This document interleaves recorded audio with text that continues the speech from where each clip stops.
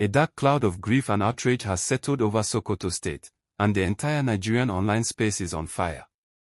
What happened over the weekend in a quiet village has left people stunned, angry, and asking hard questions that refuse to go away. The name on everyone's lips right now is Manu village in Tangaza local government area, a small community that never imagined it would become the center of a national storm. Picture this for a moment. It's Sunday evening.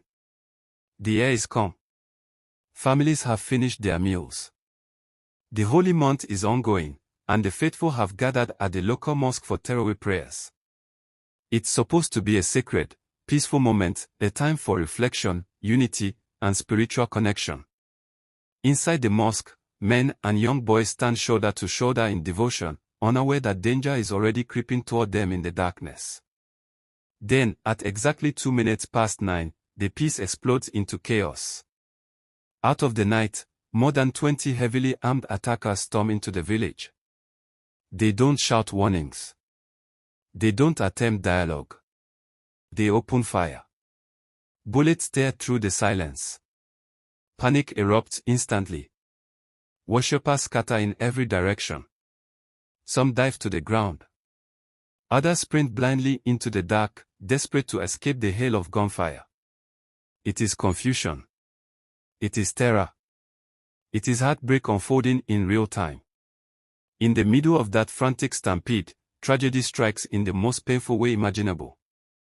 A young teenager, Nofumaman, loses his life. A boy whose future was just beginning. A child who walked into a mosque to pray and never made it back home. His family is now left with unimaginable grief. His community is left with a wound that words cannot heal. And it didn't end there. Several other villagers suffered injuries as they scrambled through the darkness, trying to outrun bullets and chaos.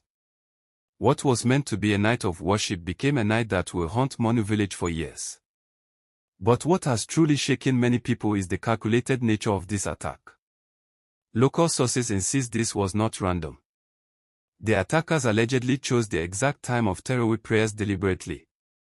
They knew the entire village, including local vigilantes who normally keep watch, would be gathered in one place. They struck when defenses were at their weakest. That level of planning suggests something deeply troubling: intelligence, surveillance, and careful coordination. Now, anger is spreading far beyond Tangaza. The conversation has shifted from just the attack itself to the reaction, or what many see as the lack of one. Online platforms are buzzing with frustration directed at the Sultan of Sokoto, one of the most influential traditional leaders in Nigeria. For many, the Sultan is not merely a ceremonial figure. He represents authority, protection, moral leadership, and spiritual guidance for millions. So when tragedy strikes in his domain, people expect a voice. A powerful statement. A call for justice. A demand for action. Comfort for grieving families. Yet many citizens are expressing disappointment, claiming the silence feels heavy and uncomfortable. Whether that perception is entirely fair or not, it has fueled a nationwide debate about the role of traditional institutions in moments of crisis. Should traditional rulers immediately speak out publicly when communities are attacked? Should they pressure security agencies openly? Or is their influence more effective behind closed doors, away from microphones and cameras? Nigerians are divided, and emotions are running high. What makes this even more alarming is that Tangaza is not alone in this struggle. Border communities across Sokoto State, including Gudu and other nearby areas, have faced repeated waves of insecurity over the past few years. Cattle rustling, kidnappings, night raids. Entire villages living in constant anxiety, never knowing when the next gunshot will shatter their sleep. A major factor complicating the crisis is the porous border between Nigeria and the neighboring Niger Republic. These vast, difficult-to-monitor stretches of land make it easy for armed groups to cross in, carry out attacks, and retreat before security forces can respond effectively. Even with military operations and task forces deployed in parts of the region, the terrain presents enormous logistical challenges. After the latest tragedy, officials from Tangaza local government have urgently appealed to both state and federal authorities for reinforcements. They are calling for more boots on the ground, better equipment, and stronger border surveillance. Meanwhile, attempts to obtain an immediate statement from the State Police Command reportedly yielded no response at the time news broke, further intensifying public frustration. For the people of Manu village, however, this is not about politics or online debates. It is about burying a young boy.